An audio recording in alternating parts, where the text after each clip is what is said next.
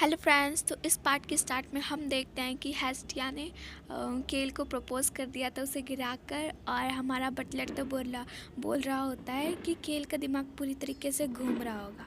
और हमारी हेस्टिया सोचती, अरे ये मैंने कर दिया, क्या ये मैंने सच में कर दिया। अपनी हीरोइन को तो यकीन ही नहीं हो रहा था ना कि उसने केल के साथ ऐसा किया। फिर वो अपने दिल को छूती है और कहती है अरे यहाँ पे तो बहुत ज़्यादा धम धम हो रहा है।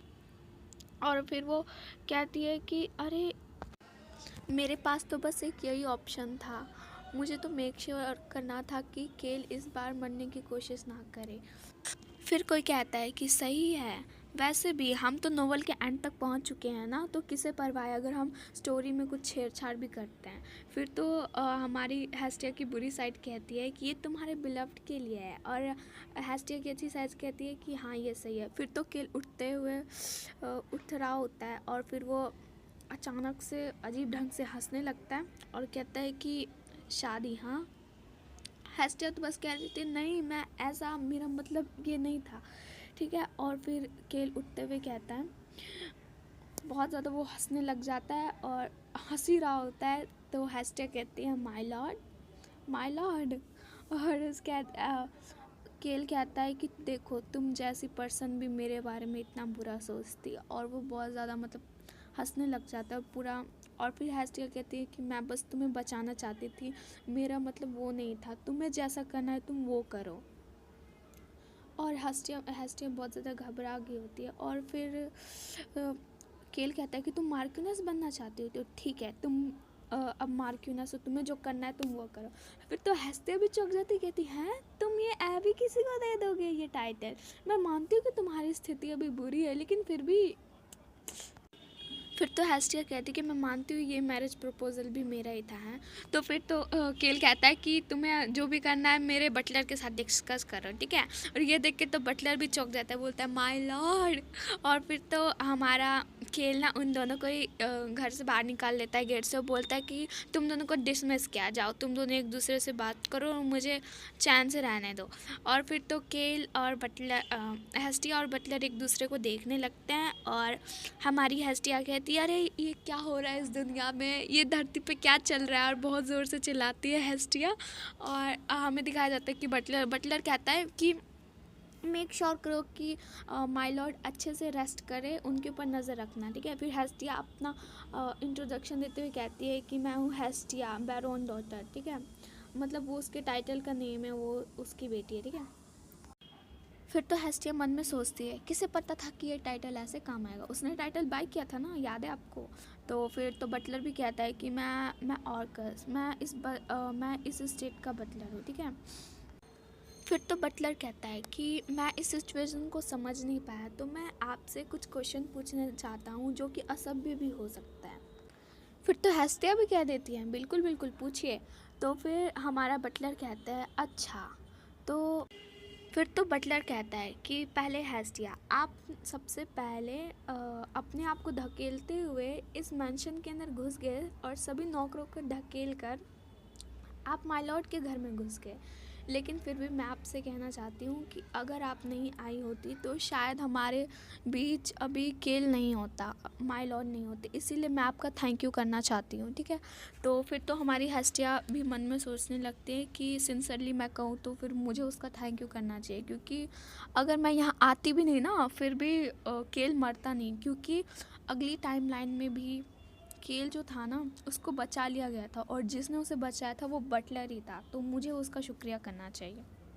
तो हेस्टिया मन में ये सोच रही होती है, और वो कहती है कि थैंक यू, इसकी कोई ज़रूरत नहीं है। फिर तो हेस्टिया कहती है कि मुझे आपका शुक्रिया करना चाहिए, लेकिन फिर भी दोबारा बटलर कहता है कि लेकिन हेस्टिया मेरे पास तुम्हारे लिए एक और क्वेश्चन है। हाँ, तो फिर वो पूछता है कि वैसे तुम्हें कैसे पता चला कि जो माय लॉर्ड है वो अपनी लाइफ लेने वाले हैं। तो अपनी हीरोइन भी मन के अंदर से गंदा सा शक्ल बनाते हुए सोचती, अरे ये ऐसा इसलिए क्योंकि मैंने तो नॉवल पढ़ी थी, अब इसे मैं क्या जवाब दूँ। तो फिर वो सोचती मैं क्या बोलूँ। फिर तो हेस्टिया कहती कि मुझे पता है मुझे ये बॉडी कैसे मिली, लेकिन मैं अगर ये दूसरों को बताऊंगी तो वो थोड़े ना मानेगा।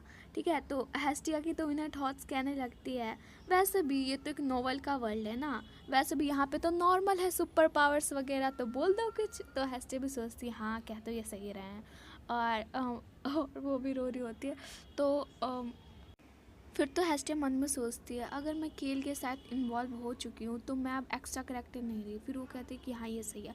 फिर तो हेस्टिया भी कहती है क्योंकि मैं फ्यूचर देख सकती हूँ। इतना सफ़ेद झूठ हेस्टिया, कोई बात नहीं, स्टोरी पे आते हैं। तो ये सुन के हैं पहले तो बटलर घूर घूर के देखता है, फिर हेस्टिया भी सोचती है मैंने क्या कह दिया ये, और उसके बाद माहौल थोड़ा ऑकवर्ड हो जाता है। तो फिर तो कहते हैं तुमने बाय नहीं किया होगा है ना। हमारा बटलर को तो बिल्कुल भी यकीन नहीं था। तो फिर हमारी हेस्टिया वो कहती है इस केस में, तो वो कहती है पिंक डायमंड, पिंक डायमंड, वो ऐसा कह ही रही होती है। ये सब सुन के तो फिर तो हेस्टिया कहती है कि कुछ समय पहले पिंक डायमंड को तुम्हें खरीदने के लिए केल ने आदेश दिया था और ये सेंटस डायना के लिए था। ये सुन के तो भाई वो डायना को पिंक डायमंड नहीं दे पाया और वो अभी भी थर्ड ड्रॉवर के अंदर स्टडी टेबल पर रखा हुआ है ना। फिर तो हेस्टिया मन में फ्लैक्स मारते हुए कहती है कि ये फैक्ट मुझे पता है क्योंकि ये मैंने नोवेल कई बार पढ़ा है ना। और उसके बाद तो ये सब देखकर बटलर कहता है कि ये चीज़ें किसी और को नहीं पता थी मेरे और केल के अलावा। तो इस केस में वो कहता है कि तुम लॉर्डशिप से मिलोगी कल सुबह, ठीक है। तो ये सब हेस्टिया सुन के बोलती है ठीक है। फिर तो हेस्टिया दोबारा कहती है कि केल को ऐसे डिस्ट्रैक्ट करते रहो, उसको वो सारी बातें याद नहीं आनी चाहिए, ठीक है। I want to use my ability to save him, वो कहती है कि मैं उसे बचाने के लिए बस ऐसा करना चाहती हूँ, ठीक है। और हेस्टिया कहती है कि मुझे उसकी मौत को रोकने के लिए उसके पास रहना होगा और मुझे उसकी चीज़ों की ज़रूरत है। और वो कहती है मैं हेस्टिया, मैं केल को बचाने के लिए कुछ भी करूँगी, ठीक है। और इसके बाद तो फिर तो हेस्टिया और कहती है कि मैं तो ये लिख कर भी दे सकती हूँ कि मैं कभी भी इस मैंशन की मार्क्यूनस के रूप में काम नहीं करूँगी, मुझे उसका कुछ भी नहीं चाहिए, मैं खुद की चीज़ों के ऊपर काम करना चाहती हूँ और मैं ऐसा कुछ नहीं दिखाऊंगी कि मैं उसको हार्म करना चाहती हूँ, ठीक है। ये सब तो सुन के बटलर सोचने लगता है। फिर तो हेस्टिया और कहती है कि अगर वो मुझे कन्विंस नहीं होते मुझे रखने के लिए और मुझे बाहर भी निकालना चाहते तो मैं इसमें कुछ नहीं कहूँगी। ये सब सुन के तो फिर तो बटलर कहता है कि इस बारे में हम कल बात करेंगे केल के साथ, ठीक है। और उसके बाद वो उसको बो करके चला जाता है और कहते हैं कि आप इस रूम में रेस्ट कर सकती हैं, तो हम टुमारो में मिलेंगे। और वो वहाँ पे चला जाता है और हमारी हस्तियाँ उसे कहती है थैंक यू, और उसके बाद वो कहती है थैंक यू दोबारा। और हेस्टिया सोच रही होती है। फिर तो हेस्टिया स्कैरी फेस बनाते हुए कहती है कि लेकिन मैं इतनी दूर आने में कामयाब हो गई। फ्रेंड्स, मुझे आपसे कुछ पूछना था, तो आप क्या बता सकते हैं कि आपने जब किसी को पहली बार बताया था कि मैं एनिमे या मांगास देखती हूँ तो उनका रिएक्शन कैसा था, प्लीज़ कमेंट करना। फिर हमें केल को दिखाया जाता है जो कि खिड़कियों से बाहर देख रहा होता है और वो कहता है कि डायना उसने तो मुझे छोड़ दिया लेकिन अब कोई नया आ चुका है।